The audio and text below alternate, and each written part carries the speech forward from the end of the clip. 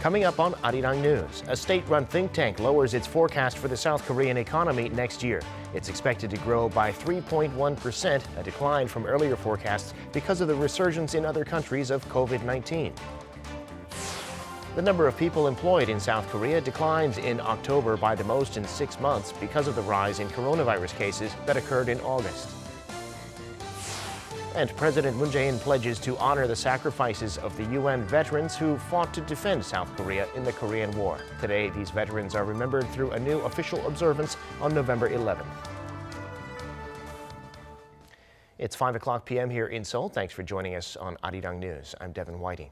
President Moon Jae-in made a statement today on social media to honor the UN veterans of the Korean War, pledging to honor their sacrifices by making sure South Korea is peaceful and prosperous. This was to mark the International Memorial Day for UN Korean War veterans, a statutory observance declared by South Korea for the first time this year. Moon said he prays for the souls of those who sacrificed their lives for freedom and peace. A ceremony was held at the UN Memorial Cemetery in Busan with a minute of silence at 11 a.m. Buried there are 2,300 soldiers from 11 countries who died in the Korean War. In the U.S. election, another Korean American has won a seat in the House of Representatives. That's Republican Michelle Park Steele, who got around 51% of the vote to unseat first-term Democrat Harley Ruda. She will represent the 48th District of California, which is based in Orange County. She's not the only Korean American to be newly elected to Congress this term. Democrat Marilyn Strickland beat out a fellow Democrat and will represent the 10th District of the state of Washington, which includes the state capital Olympia. Strickland herself noted that her win is historic in many ways. I'm the first Korean American woman elected to Congress in the U.S. history, as well as the first African American member of the Washington state delegation. There are now likely to be 4 Korean Americans in Congress. Andy Kim is a Democrat for New Jersey and easily held on to his seat. And Republican Young Kim is in the lead in California's 39th district on the western edge of L.A., on course to unseat the incumbent Democrat.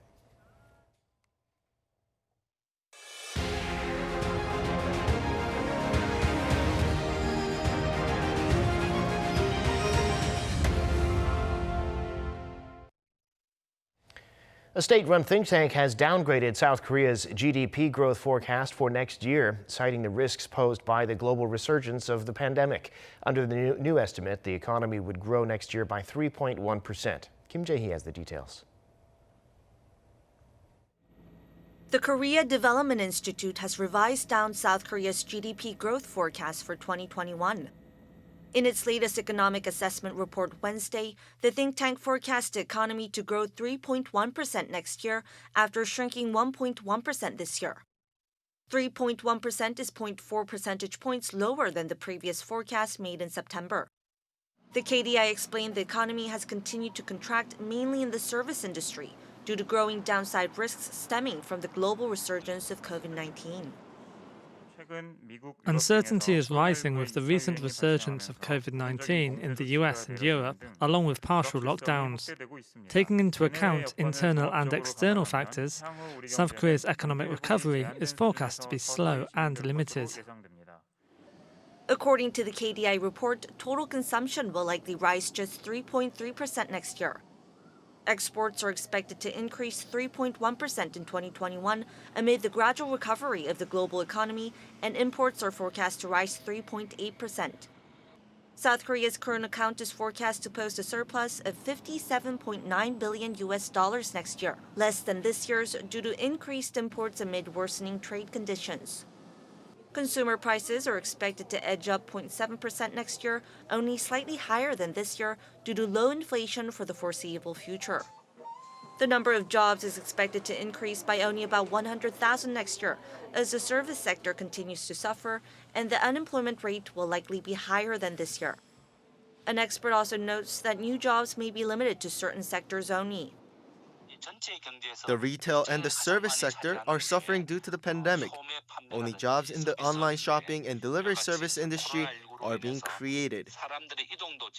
Regarding the U.S. election, the KDI said presumptive President-elect Joe Biden's economic plans could face challenges with a solidly Republican Senate, and his policies would take time to implement, so their impact would not be significant for 2021.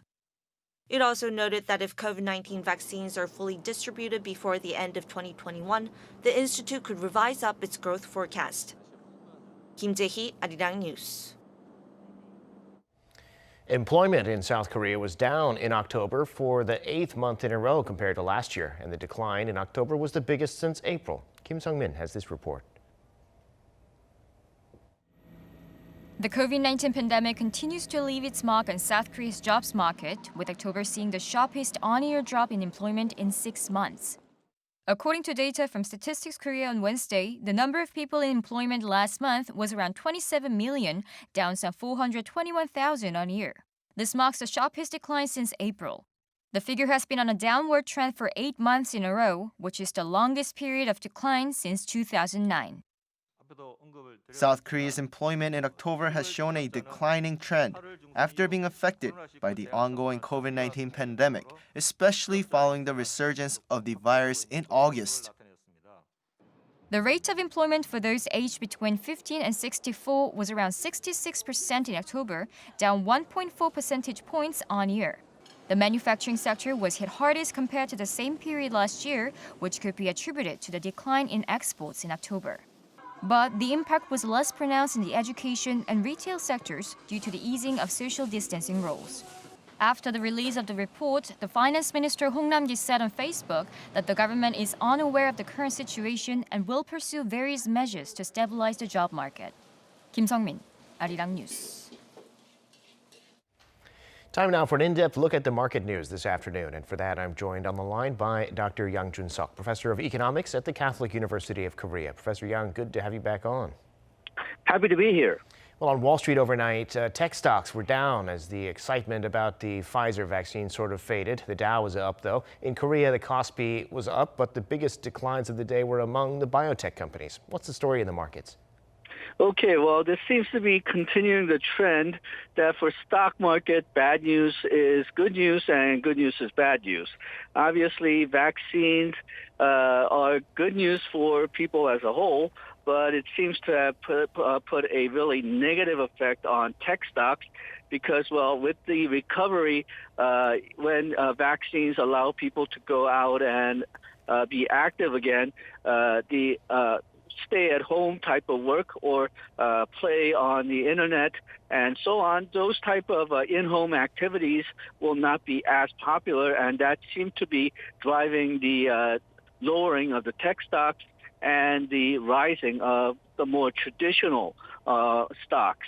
So that accounts for why the Dow in the U.S. rose by 0.90%, while NASDAQ and S&P fell. NASDAQ actually fell by quite a bit, minus 1.37%. Now, for the other international markets, it seems to be more or less following that trend. Japanese Nikkei went up by 1.78% today, but the Hong Kong market and the Shanghai market actually fell, and that also has to do with the tech stocks. China announced new laws and regulations, anti-monopoly measures dealing with tech companies, and that further drove the tech stocks down in the Chinese market. Now, for the Korean market, Kospi was up, Kosdaq was down, and again, this seems to be driving the this seems to be due to the falling tech stocks and the untaxed stocks because, well, with the vaccine, again, no longer will you have to work from home and you can go out. So that's for Korea as well. It's driving down the tech stocks, thus the Kosdaq, but it seems to be doing some good for the traditional stocks. So that accounts for Kospi going up. Well, now, we just heard that employment was down in October by the most in 6 months. Going forward, maybe not the recovery we've been hoping for. So how has this affected various industries, and what stands out to you? Okay, well, you have to remember that when we were making this comparison, we're using the numbers of October 2019.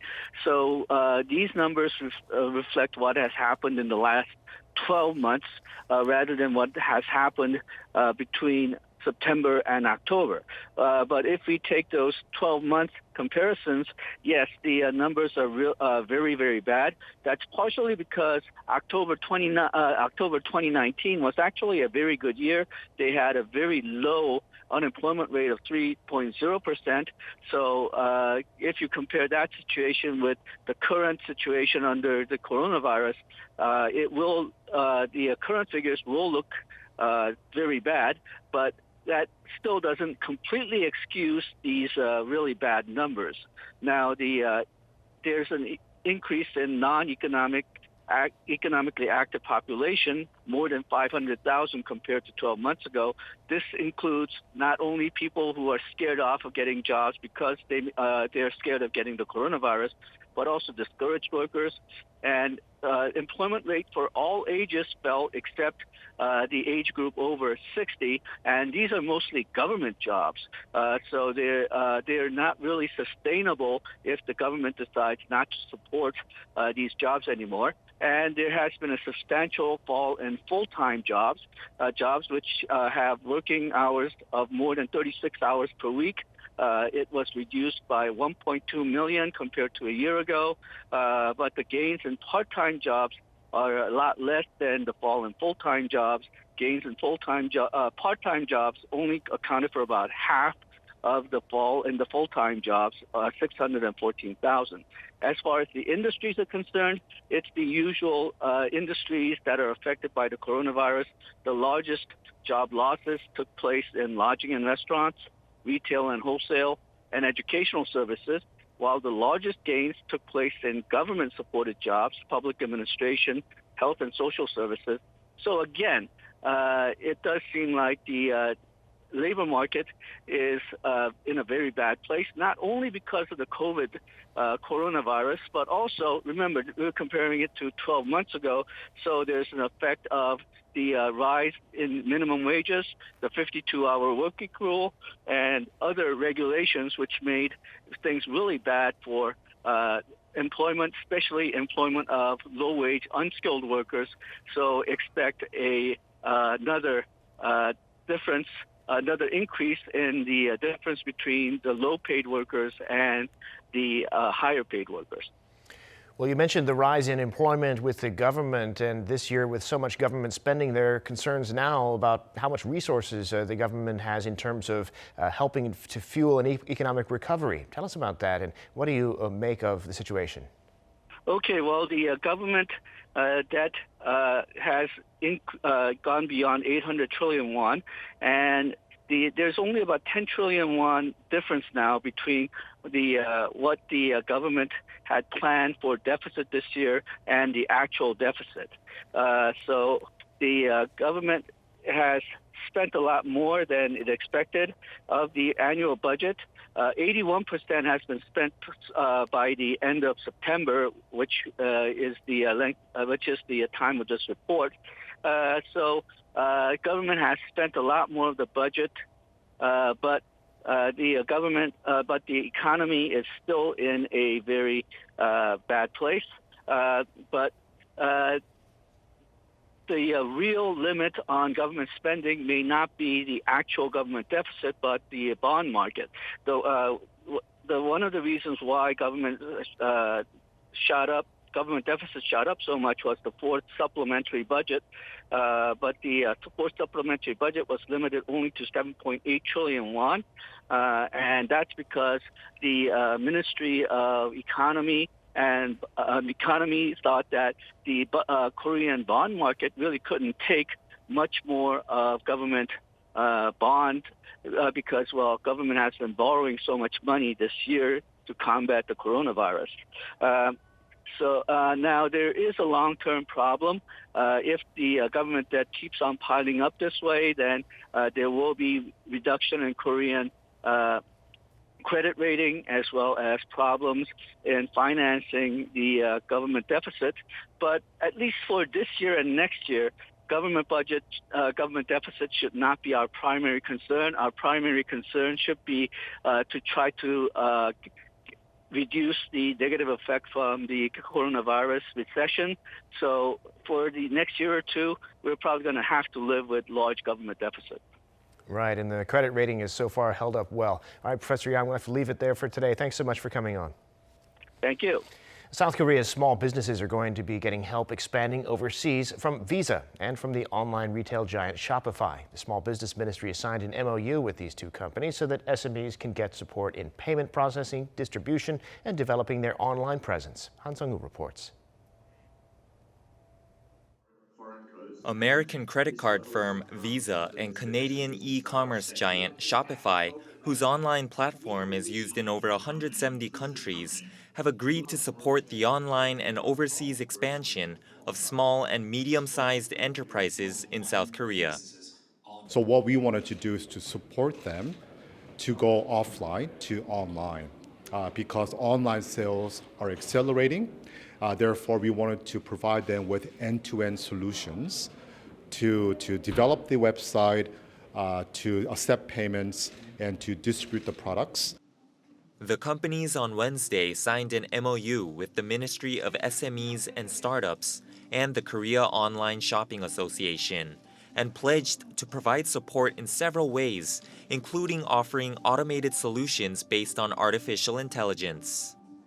Minister Park Young-sun gave a speech commending Korean SMEs for enduring the economic hardships from COVID-19. Among OECD nations, South Korea was least economically affected by COVID-19 in large part due to the resilience of its SMEs. Several small and medium-sized businesses, mostly cosmetic and fashion brands, were invited to take part in presentations and display their items at the event.